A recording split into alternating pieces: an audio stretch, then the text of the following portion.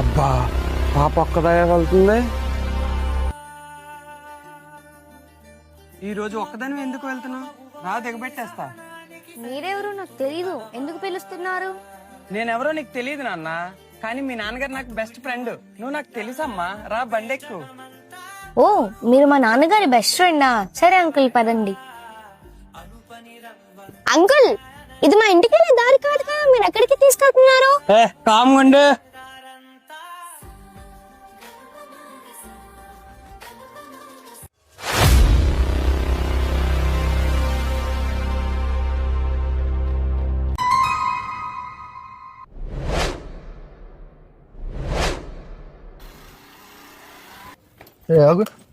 ఎవరా పాప? ఎవరు అన్న? మా పాప అన్నా.